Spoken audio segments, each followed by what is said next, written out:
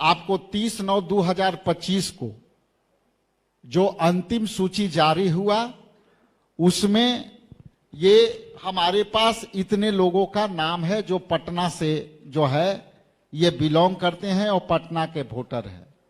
मैं बताता चलूं कि इसमें क्या गहन वोटर पुनरीक्षण उन्होंने किया है और गहन किस तरह से किया है। जो अंतिम सूची के प्रारूप में मैं बता दूं कि एक ही अकीला बानो और दूसरा भी है अकीला बानो, लेकिन इनका ईपिक नंबर YHX 240 7955 और सेम इसमें YHX 240 78 98। तो ये एक ही महिला का नाम, जिसमें ये जो फोटो आप देखेंगे इसमें वृद्ध महिला का फोटो है और यहाँ जो है लगभग 45 से 42 वर्ष के महिला का ये फोटो है और नाम एक है, ईपिक नंबर अलग अलग है।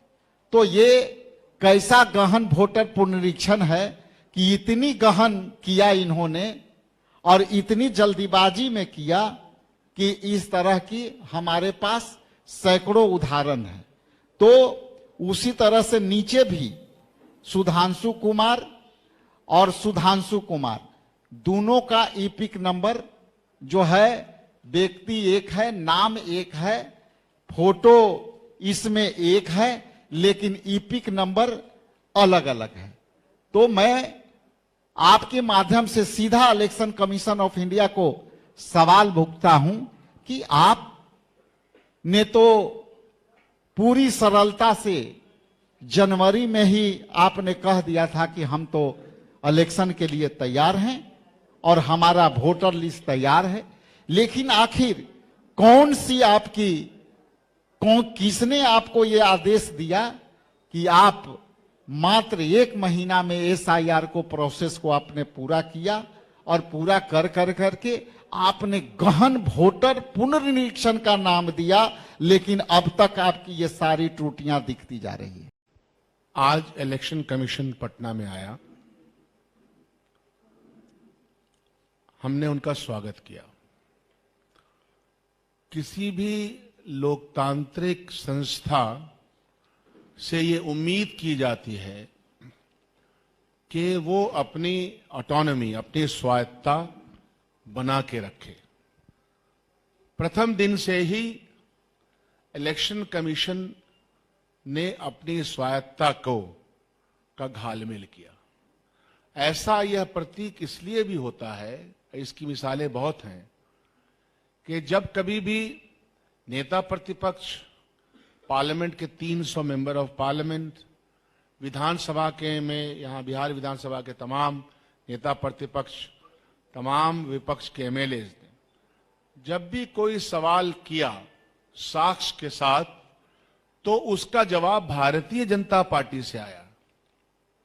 ये गजब का मेल है कि भारतीय जनता पार्टी के पेट में क्यों दर्द होने लगता है जब साक्ष्य और प्रमाण के साथ इलेक्शन कमीशन की त्रुटियों के ऊपर हम सवाल खड़ा करते हैं। किसी भी काम को जब आप हेस्ट में करते हैं, जब आप जल्दीबाजी में करते हैं, तो परिणाम यही आता है। और पिछले दिनों जो नेता प्रतिपक्ष ने, राहुल गांधी जी ने साक्ष्य के साथ वोट की चोरी, डिलीशन और एडिशन के ताल्लुक से जो प्रेस वार्ता की और जो सवाल रखे सामने, उस सवाल का जवाब आज तक नहीं आया। क्या कारण है कि इलेक्शन कमीशन को पहले तो इंस्ट्रक्शन दिया गया, सजेशन दिया गया, फिर ऑर्डर के माध्यम से इंस्ट्रक्शन दिया माननीय सर्वोच्च न्यायालय ने। तो आप ये जो मैं कह रहा हूं कि देश के सामने जो आपकी विश्वसनीयता है, आपके ऊपर जो विश्वास है, वही विश्वास को आपने ही तोड़ा है।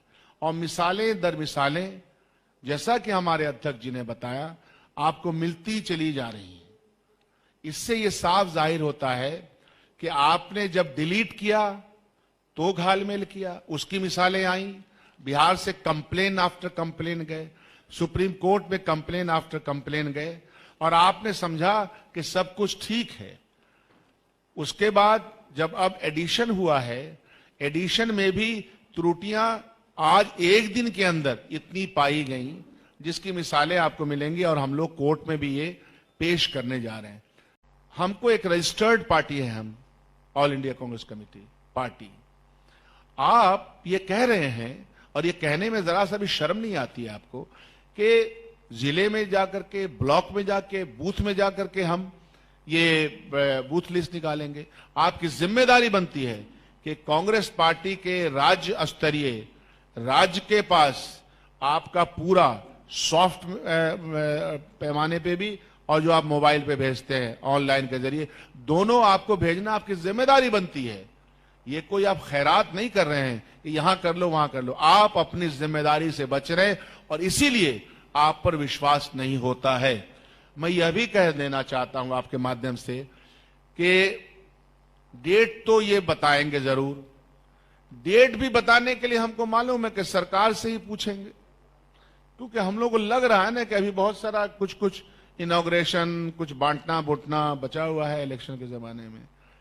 तो आप समझ लीजिए कि ईमानदारी नहीं है और आप मिले हुए हैं। ऐसी परिस्थिति में बिहार की जनता को यह देखना है कि वो सरकार जो आपके वोट की चोरी भी करे और सामने जब चुनाव हो तो आपकी जितनी परेशानियां हैं उसको दूर करने का छोटा सा प्रयास इलेक्शन के वक्त में करे। ये 2-3 बातें मुझे कहनी थी। उम्मीद है कि आप इन बातों को बढ़िया से जनता के बीच में लाइएगा। आप खुद भी एक सजग प्रहरी हैं, आप प्रहरी होने के नाते से भी बिहार के समाज को सजग कीजिए। यह जो मौजूदा सरकार है बिहार की और देश की, वो बेईमानी और चोरी पे आधारित है, इसको एक्सपोज कीजिए। धन्यवाद।